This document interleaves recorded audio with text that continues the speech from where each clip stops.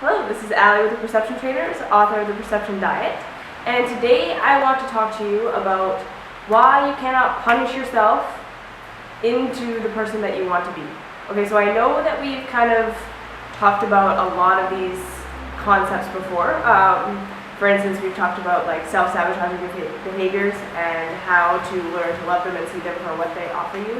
And we talked about how you can't punish your way into the person that you want to be. We've talked about this stuff quite a bit, and I'll put links to the other videos below where I've kind of touched on this topic, just so that you can have a look at those too.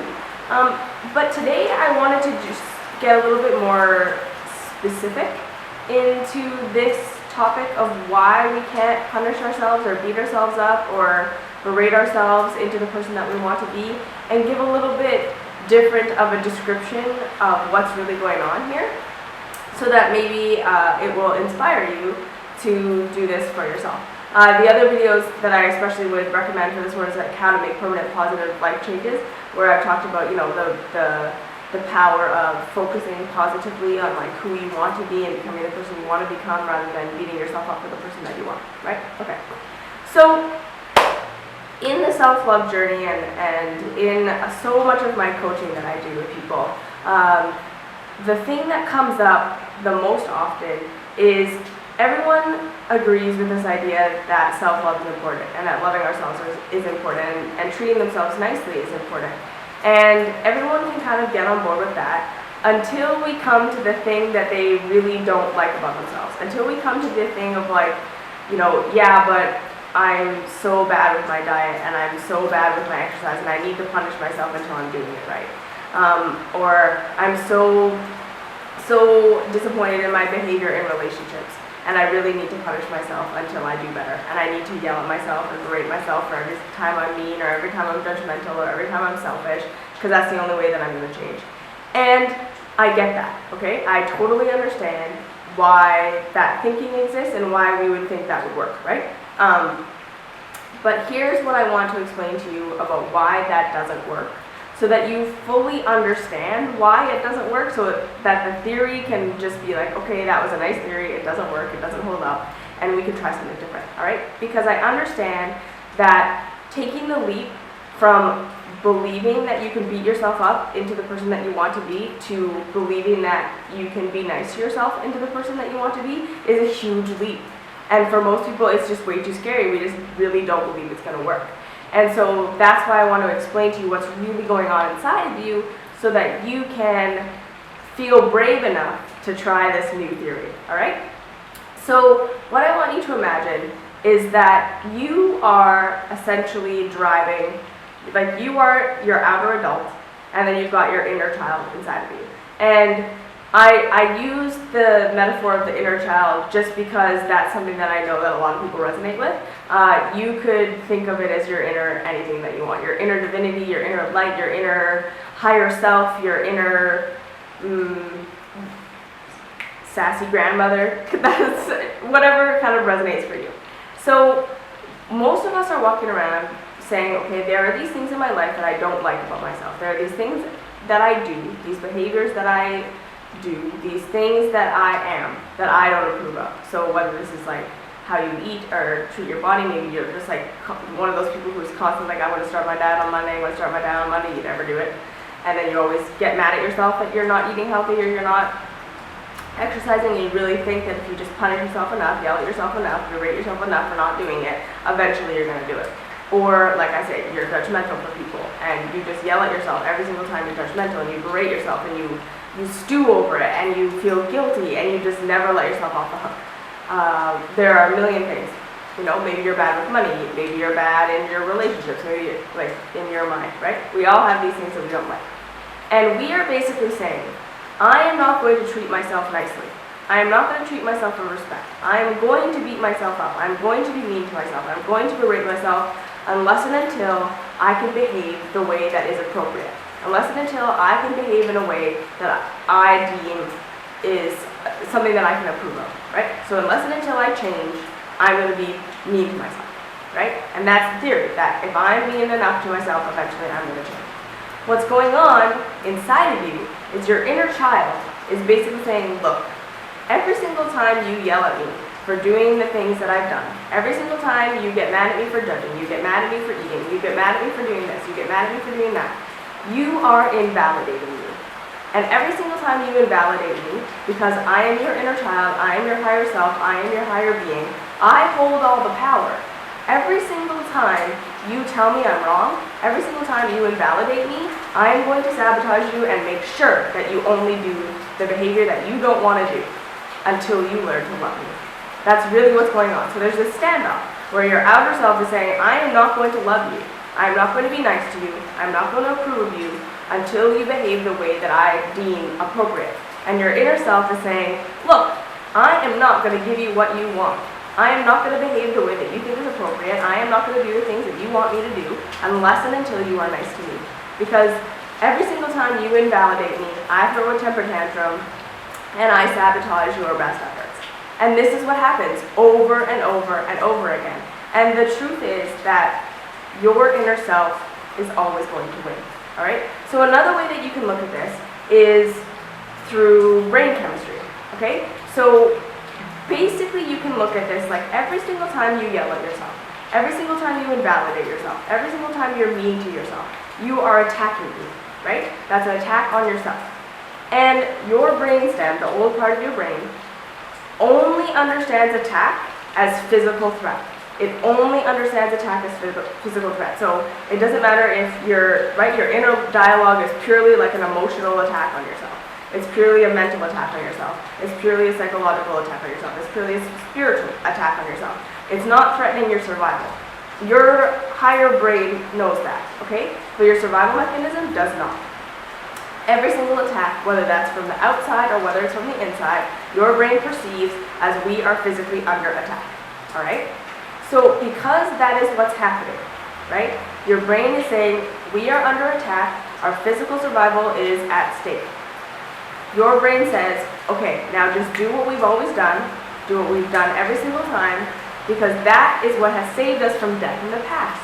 Okay, so this is what we need to understand about your brain so that you can start to work with it rather than work against it, is that when you do your self-sabotaging behaviors, when you do your behaviors that you don't approve of, so when you're judgmental, when you do these things, your diet that you don't like, when you don't exercise, when you keep eating the bad food, when you keep engaging in the type of relationships that are not great for you, when you keep self-sabotaging yourself with money, your brain understands that as the thing you did to survive the threat. All right, so you need to understand that really deep down, your brain thinks that your self-sabotaging behavior, your bad behavior that you deem not right and not okay, is the thing that saved you from death. Because every single time you attack yourself for telling yourself that it's bad that you did that, your brain perceives physical threat, and then it's just like, just do what we've always done, repeat the cycle over and over, because that's what saves us from threat. So now it's this vicious cycle of, you do the behavior, you beat yourself up, your brain interprets attack, and then it says, well, the last time we were attacked, we went shopping, we spent money, and we didn't die, so that's what worked. And then so you go and do that. You have that drive, there's nothing you can do, and then you beat yourself up, and then your brain perceives attack, and then your brain says, well, last time we went shopping, and then we didn't die, so that's what works. And then you go shopping, and then you beat yourself up, and it's this cycle over and over and over and over again. You see? So every single time you attack yourself, every single time you invalidate yourself, you set yourself up to do what you've always done because you put yourself into fear mode, and in fear mode, your brain says, we have to do what we've always done because that's what worked. We survived, right? I can't risk doing a new behavior. I can't risk doing something I don't know is going to work because we don't know that that's not going to save us from death, right? And that's why it feels so hard to change our negative behaviors, because literally your brain thinks right now that this is what I've done to save us from death, right? And so whenever I'm attacked, this is what I do so that we don't die. So this is why it is so important to love yourself inside your stuff, especially inside the things that you don't like about yourself, that you're used to beating yourself up for, that you're used to berating yourself for doing. Because that is the only way that you tell your brain. So when you say to yourself, it's okay that I went shopping. It's totally okay that I ate bad today. Or it's totally okay what I ate today. It's totally okay that I judged that person. I love me anyways. I approve of me anyways. I accept me anyways. Your brain calms down. Your brain says, okay, there's no attack. We're safe. And when that brainstem calms down, when the inner child is validated, okay, I validate you. I validate your experience. You were feeling unsafe and so you ate. That's what you do. Okay, right? You were feeling unsafe, so you judged. Okay, that's all right. I love you. I accept you. You validate the inner child. You calm the brainstem. Then you are able to move into the rest and digest state. You are able to move into your higher self. You are able to move into your higher wisdom, where you can then make different choices. Because your body understands, your mind now understands you're not under a physical threat. And that is the time for growth.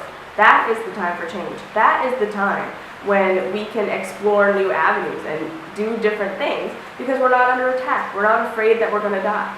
You see? So if you really look at it like literally, I'm doing these things to protect myself from death. So how do I change my behavior? I let myself know that I'm safe. And the number one, easiest, most effective way to make yourself feel safe is to approve of yourself, to validate yourself. So this is why the theory of I will beat myself up until I become the person that I want to be does not work. It literally goes against your brain chemistry.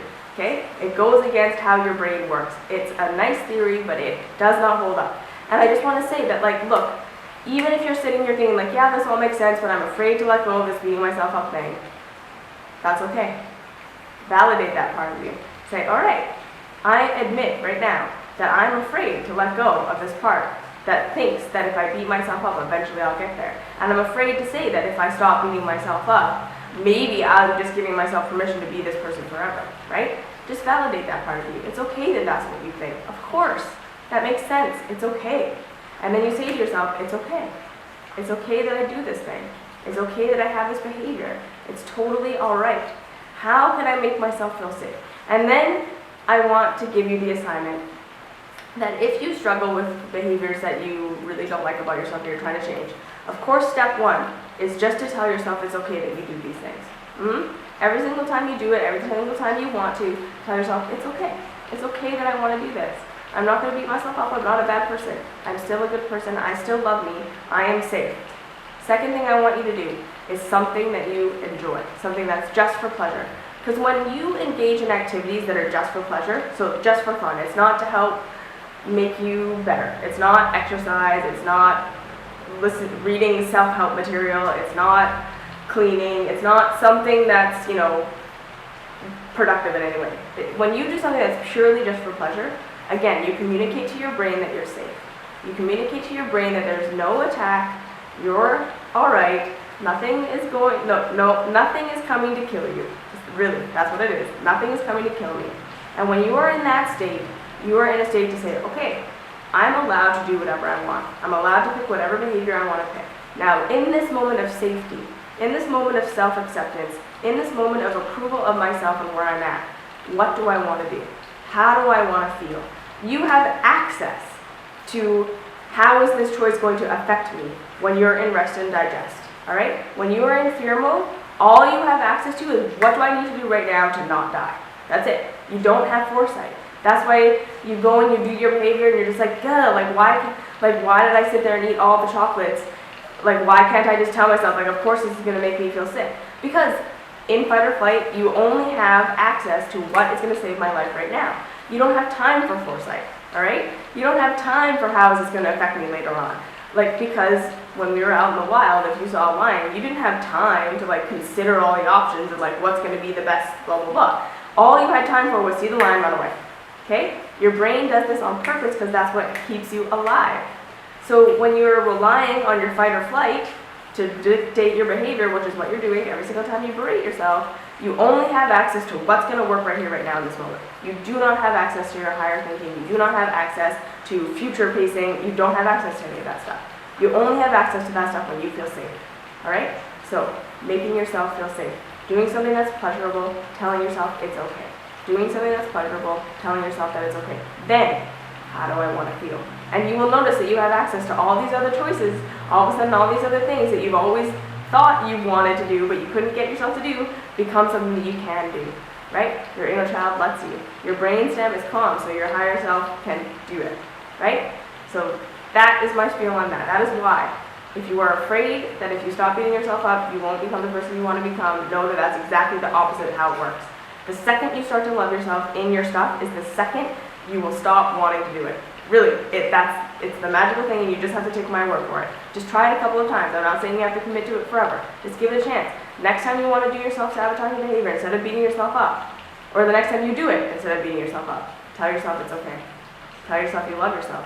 Do something that makes you feel safe and makes you feel nourished, makes you feel like pleasure, makes you feel relaxed, and see how you're able to make different choices. All right? So that's that. Give me your comments down below. I love hearing from you. Like this video if you liked it. Subscribe. Let me know if you want other topics. I love hearing from you. Find me on Facebook. I'm Perception Trainers. Find me on Instagram, Ali_Perception Trainers. And I will see you in the next video.